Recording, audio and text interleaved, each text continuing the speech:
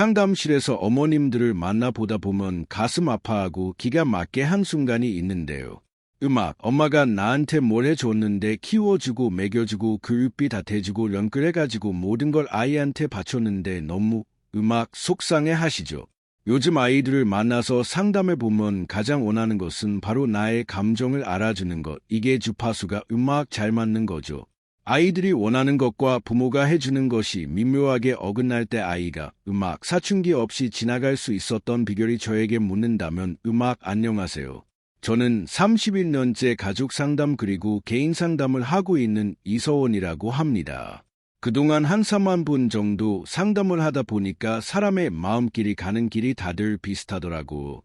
그것을 글로도 담고 있는 작가이기도 합니다. 상담실에서 어머님들을 만나보다 보면 제일 가슴 아파하고 기가 막게 하는 순간이 있는데요. 엄마가 나한테 뭘 해줬는데 정말 키워주고 먹여주고 교육비 다 대주고 정말 연끌해가지고 모든 걸 아이한테 바쳤는데 해준 게 뭐가 있냐라는 얘기를 들을 때 너무 속상해 하시죠. 저도 그 얘기를 들으면서 한숨이 푹 나오면서 참 속상하시겠다 이런 마음이 들거든요. 근데 이렇게 속이 상할까? 그 아이들은 그런 이야기를 할까 했을 때 튜닝이 핀트가 잘 안 맞는 거예요. 이게 주파수가 잘 안 맞는 거죠. 그래서 아이들이 원하는 것과 부모가 해주는 것이 미묘하게 어긋날 때 해준 게 뭐가 있냐 그러는데 요즘 아이들을 만나서 상담해보면 가장 원하는 것은 내가 좋아하고 싫어하고 원하는 거 바로 나의 감정을 알아주는 것. 그러면 의식주가 아니라 감정의 코드가 맞을 때 아이들은 엄마가 아빠가 나를 알아준다 나한테 뭘 해준다 이렇게 느끼는 것 같거든요. 그래서 포인트를 의식주에서 이제는 감정의 포인트로 맞춘다면 엄마가 해준 게 뭐가 있어 하는 얘기를 덜 들을 수 있지 않을까 하는 생각을 하고 아이들의 감정을 알려. 그럴 때 지금 기분이 어때? 가장 안 좋은 질문입니다. 몰라. 정말 모르기 때문에 그런 거거든요. 저는 이런 고백이 어떨까 싶어요. 엄마는 널 생각하면 모르는 게 이렇게 많나? 그 질문이 아이로 하여금 당연하지. 모르는 게 이렇게 많으면 내가 하나 가르쳐줘 이런 마음이 생기게 한다는 거죠. 그래서 내가 너를 안다는 것도 아니고 그 다음에 넌 지금 어떠냐고 직접적으로 묻는 것도 아니고 엄마는 너를 생각하면 이렇게 궁금한 게 많고 모르는 게 많아라는 말 한마디가 아이에게는 어쩌면 마음의 빗장을 조금 열게 되는 계기가 될 수 있지 않을까. 저희가 부모하고 다른 사람하고 차이가 하나 있어요. 부모는 아이를 안다고 생각해요. 근데 처음 보는 사람은 아이를 모른다고 생각하죠. 근데 모르는 것을 알아갈 때는 기쁨이 생기잖아요. 근데 아는 것을 모를 때는 고통이 생겨요. 내가 너에 대해서 뭘 몰라. 근데 생각을 해보면 요즘 세상은 점점 정보와 아이들이 SNS 이걸 통해서 부모가 모르는 경우가 많잖아요.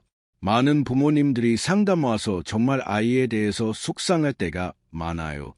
뭐라고 해도 말을 듣지 않아요.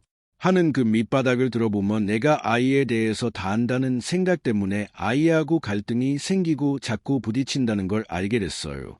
그래서 저는 저희 아이와도 그렇고 상담을 할 때도 부모님한테 구해드리는 것은 모른다고 생각해라. 제로 베이스에서 시작해라. 그러면 조금 알아갈 때마다 이런 것도 있었네 하면 아이도 기꺼이 엄마 이런 것도 있어 하면서 가르쳐 주는데 내가 너에 대해서 뭘 몰라 이렇게 나가면 뭘 알아 하고 반발하게 된다는 거죠. 그래서 오른다는 것에서부터 아이와의 관계를 시작하는 것 저는 권장하고 싶습니다. 만명들을 만났다 보니까 나이가 들수록 시야가 협소해지는 느낌이 들어요.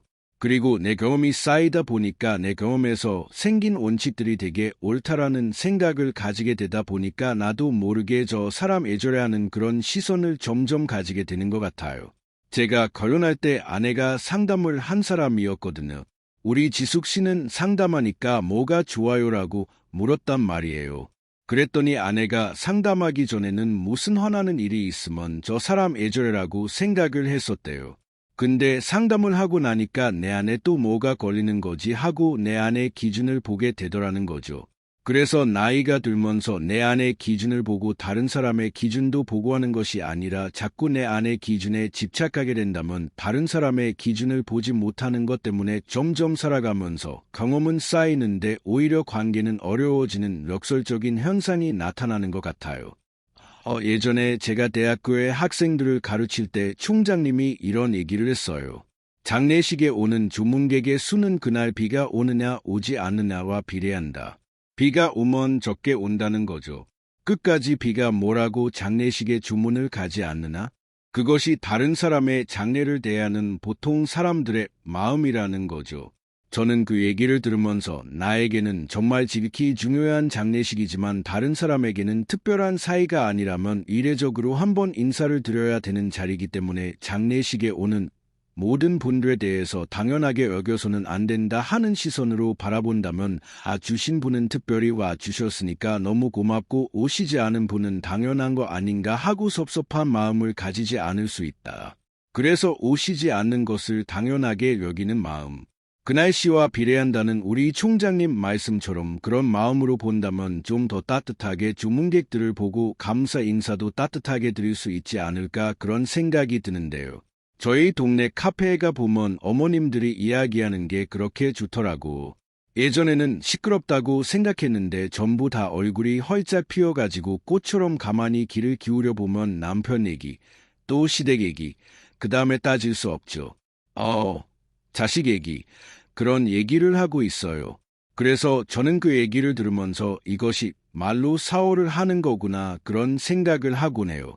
저도 남의 얘기지만 듣다 보면 웃고 즐거워지거든요.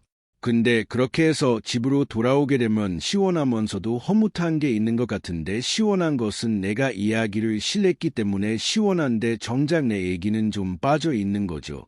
그래서 허탈함을 느껴서 가만히 소파에 혼자 앉았을 때 창밖을 보면서 나에 대해서 생각을 하고 내 삶에 대해서 생각할 때 그 허탈함이 채워지는 것 같거든요.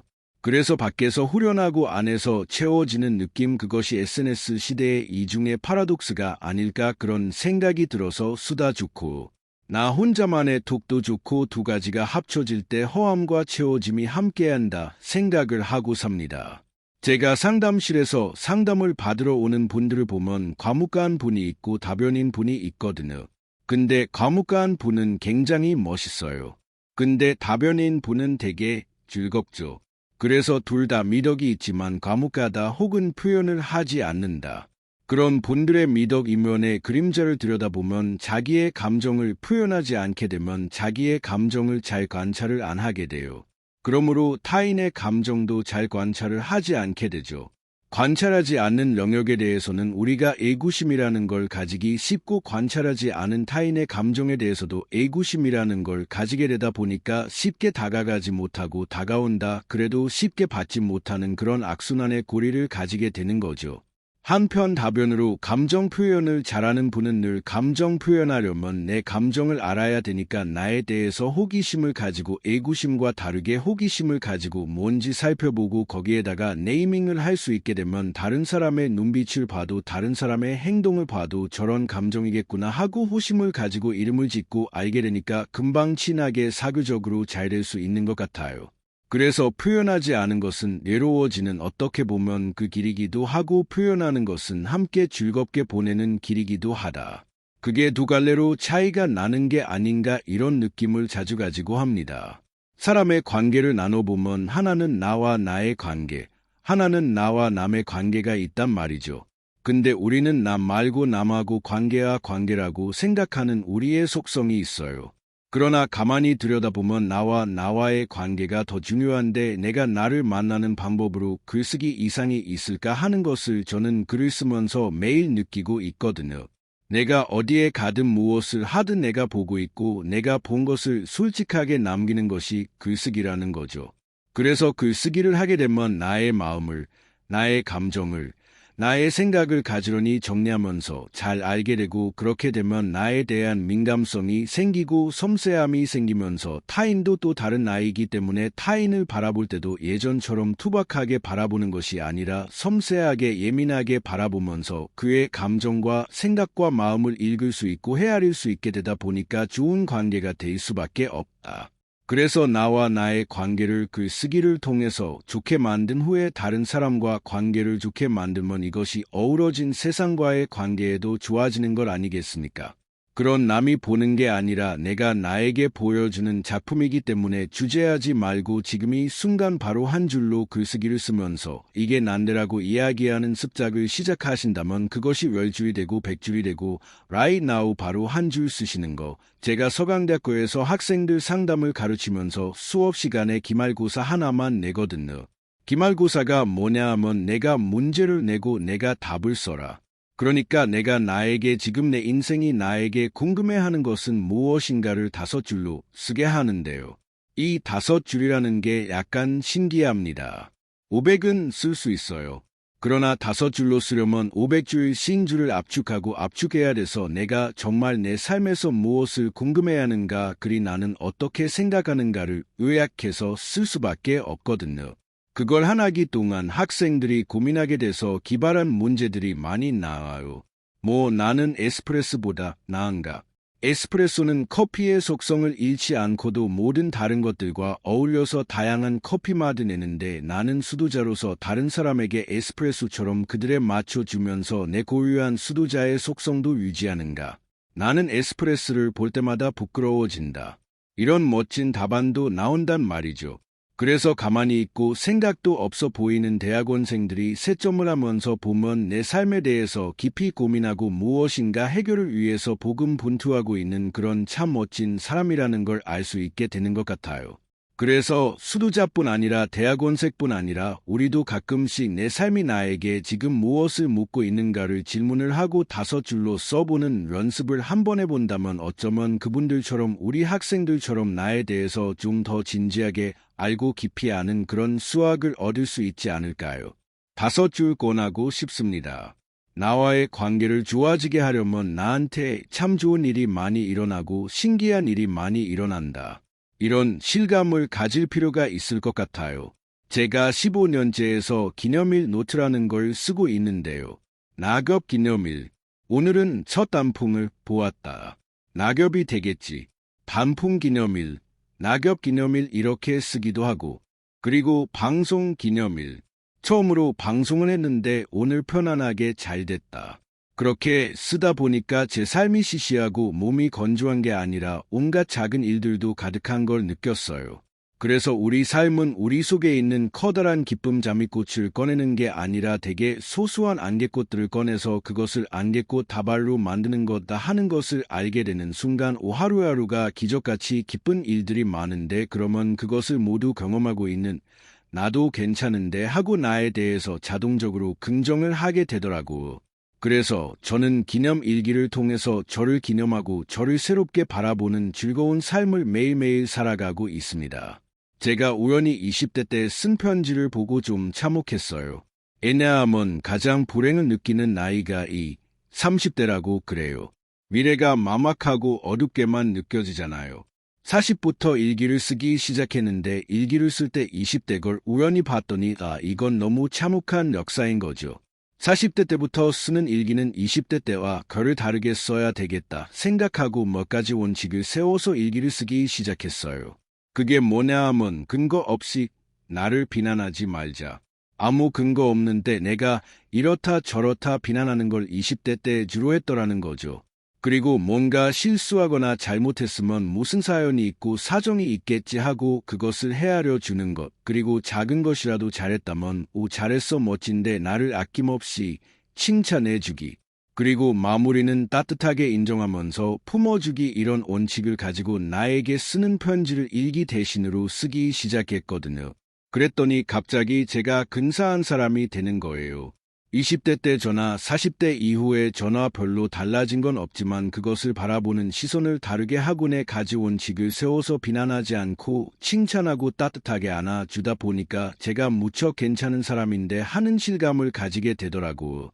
여러분들께도 한번 권유하고 싶은 나에게 쓰는 편지 형식의 일기입니다. 원래 뜻대로 안 되는 게 인생이다라고 생각하는 게 제일 좋은데 저는 이것을 제로 베이스 라이프라고 불러요. 그러니까 100점을 기준으로 생각하면 뜻대로 안 될 때마다 점수가 감해지죠. 근데 제로 베이스로 시작하면 1점이 보태져도 큰 기쁨이 있거든요. 그래서 우리 인생은 뜻대로 안 되고 건태롭다고 생각할 때 뜻대로 되는 게 하나 생기면 너무 즐거운 거 아닙니까? 저는 저한테 습관 하나가 있는데 서울역에서 부산까지 가는 기차표를 끊고 아무 곳에서나 내리곤 하거든요. 예를 들면 가다가 밀양에 내리기도 하고 천안에 내리기도 하고 그날 기분 따라 내려요. 그러면 그 뒤에 생기는 모든 상황이 돌발 상황이에요. 그것을 하나씩 해결해 나갈 때마다 이 집은 커피가 맛있는데 너무 즐거운 거죠. 그게 제로 베이스에서 돌발 상황에서 내가 대처해 나가면서 재미도 느끼고 통제감도 느끼고 즐거움도 느끼는 그러한 이 목을 가다듬은 여러 가지 이유로 올 때 시장을 가라, 병원을 가라 이런 얘기 있는데 교황이면 힘든 곳에 가는 것보다 기차 여행 좋지 않습니까? 기차 티켓을 끊고 어디든 마음대로 가서 하루 동안 그 돌발 상황을 즐겨보면서 이런 느낌 가질 수 있는 거죠. 우리 인생이 이와 같다. 갑자기 무슨 일이 생기고 그것을 대처하고 거기서 또 작은 즐거움을 찾는 것, 소소한 즐거움을 찾는 것이 우리 인생이다. 그래서 인생은 어차피 인디아나 존스가 성배를 찾아가는 그런 여정이 아닐까 싶습니다. 마음대로 될 수 있다고 믿는 것이 불행이다라는 철학자의 말이 있다고 제가 책에서 언급을 한번 했었는데요. 어차피 마음대로 안 된다면 내 마음대로 할 수 있는 작은 것들을 찾고 마음대로 되지 않는 것들에 대해서 당연하지. 이거 좀 난이도 있는 멋진 시험인데 저는 인생을 이렇게 생각해요. 골든벨을 올려라.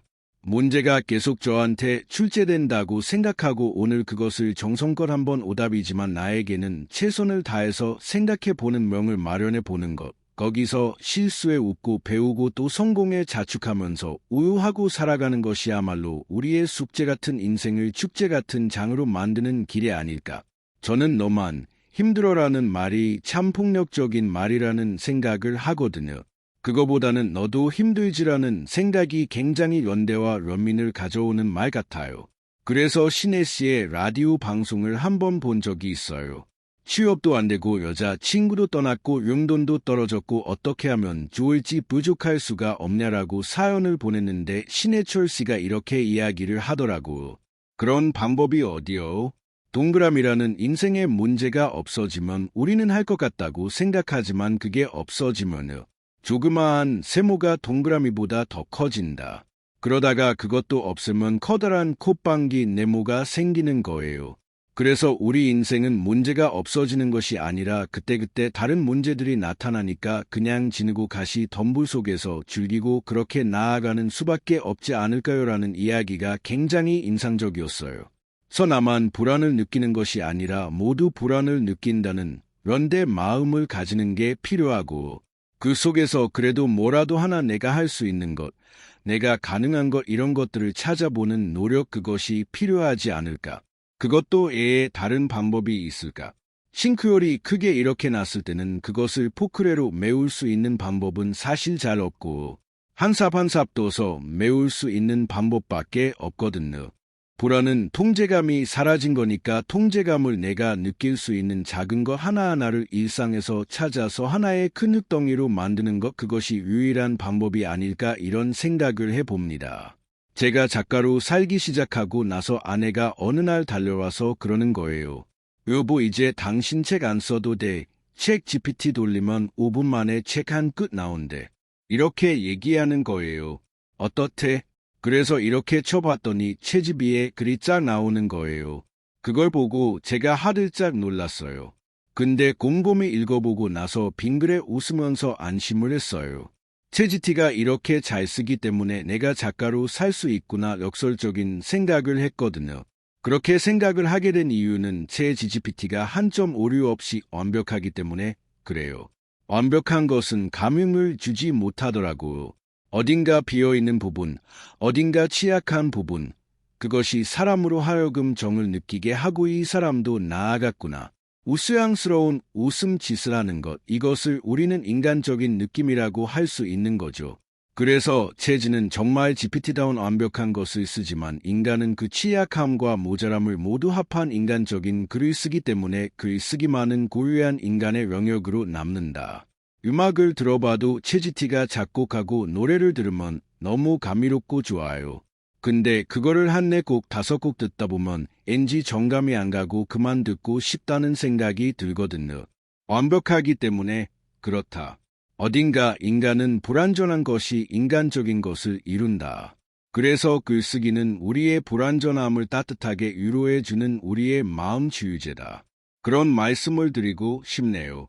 정보로는 알 수 없는 그 무엇이 내 안에 있다. 그것은 비합리의 세계다.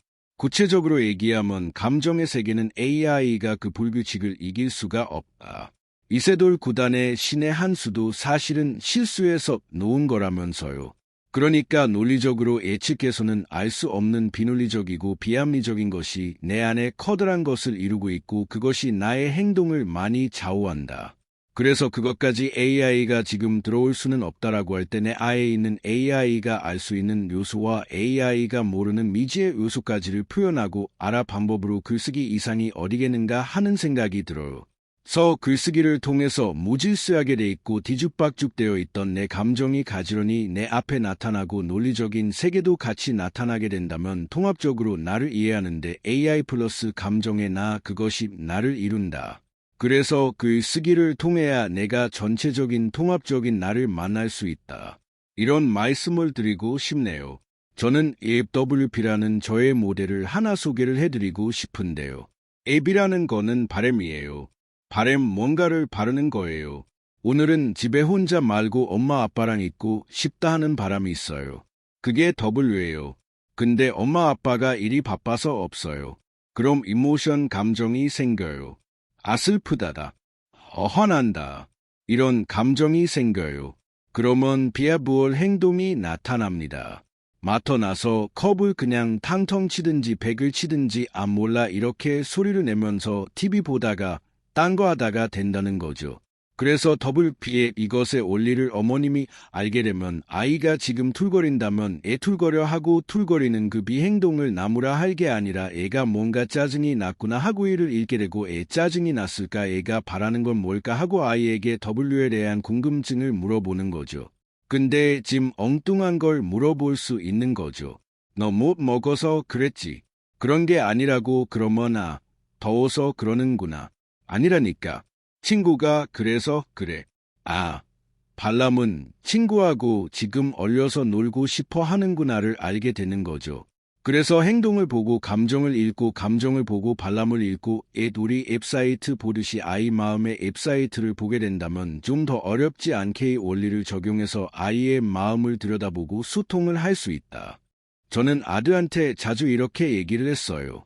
내가 마음속에서 올라오는 거는 뭐든 안심하고 엄마하고 아빠한테 얘기해도 돼. 그게 엄마 아빠가 심리적 안전시대가 돼주겠다는 선언이기도 하거든요. 마음에 있는 감정을 다 표현하게 되면 아이는 자신감을 가지게 돼요. 내가 이런 걸 다 얘기해도 되는구나. 안심을 하게 되니까 이렇게 느끼는 내가 문제가 없구나. 그게 자신감이자 자존감을 가지게 되는 거죠. 그러면 내가 어떤 상황에서도 내 자유의지로 할 수 있다는 자율성도 가지게 되는 것 같아요. 그래서 매사에 자신만만하고 내가 어때서 이런 느낌을 가지고 내 감정을 표현하고 무엇보다 중요한 건 이렇게 표현했던 아이는 다른 애한테는 어때? 괜찮아? 힘들어라고 감정을 물어보는 아주 친화적인 아이로 된다는 거죠. 근데 감정을 표현하지 못하면 이걸 얘기해도 될까? 사람들을 무서워하고 친구들을 두려워하고 선생님을 어려워하는 결국은 자신도 어려워하는 사람이 되다 보니까 아이들이 주눅이 들고 자신감을 가지지 못하고 주격거리는 학순환에 들어가게 되는 것 같아요. 제가 지금까지 아들에게 172통의 편지를 쓴 것 같아요. 근데 그 편지를 쓰면서 늘 명심한 것은 하나하나 설계조로 뭘 넣어 주려고 하지 않았고 마치 어깨동무를 한 친구처럼 다정하게 편지를 썼다는 거죠. 그 아이 속에 있는 게 이런 게 아닐까. 감정도 끄집어내주고 같이 공감도 해주고 하는 편지를 썼었는데요. 중학교 들어가서 애가 우연히 제가 쓴 편지를 서재에서 보고는 나와가지고 제 목을 껴안더니 아빠 사랑해 그러더라고요. 애가 편지를 본 거죠.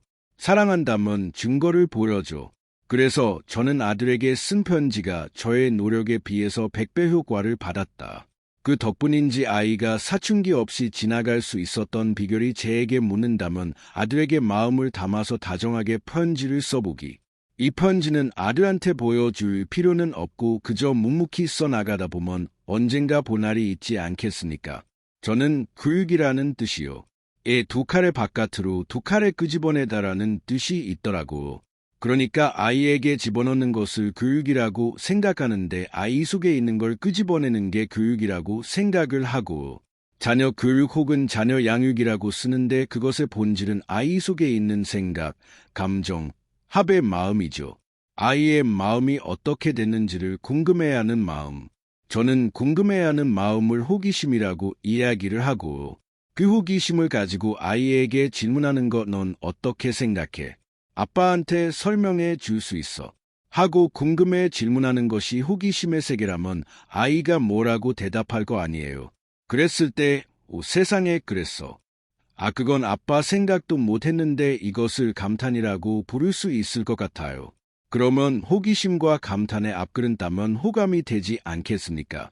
자, 그래서 호감 있는 부모가 되는 방법, 속에 무엇이 있는지 궁금해하라. 그리고 질문하라. 무엇을 대답해도 박수치면서 그렇구나 하고 감탄하라. 이런 호감의 원리를 말씀드리고 싶네요. 오랫동안 감정을 표현하는 것이 사실은 약자다라는 생각이 사회에서 주어져 온 것 같아요. 그런데 남자가 수다 떨면 더 많이 뜬다는 이야기 들어보셨나요? 이제 50이 넘고 60이 넘어서 카페에 가면 아버님들 오셔가지고 정말 장난 아니게 수다를 뜨시거든요. 그걸 보면 50, 60이 넘어서야 내가 남자가 아니고 사람이라는 걸 알게 되는 것 같아요. 그것을 일찍 당기면 당길수록 좋은 거죠. 30대 때 알게 되면 내가 사람이기 때문에 마음껏 표현해도 된다. 근데 다행히 요즘 시대를 보면 남자라고 참아야 된다는 것보다는 남자도 똑같이 육아하고 살림하고 표현하고 양육하고 해야 된다는 추세가 사회적 대세가 된 것 같아서 이것은 굉장히 청신호다라는 생각이 들고, 남자이기 전에 사람이고 사람이라면 누구나 감정을 가지고 있고 표현해야 된다. 아직도 그 가운데서 여전히 표현하는 것은 악하다라고 생각하는데, 표현하는 것이 말로 약하고 강한 것이 아니라 인간적인 것이다 하는 생각을 가지면 좋지 않을까, 그런 희망을 가져봅니다. 니다.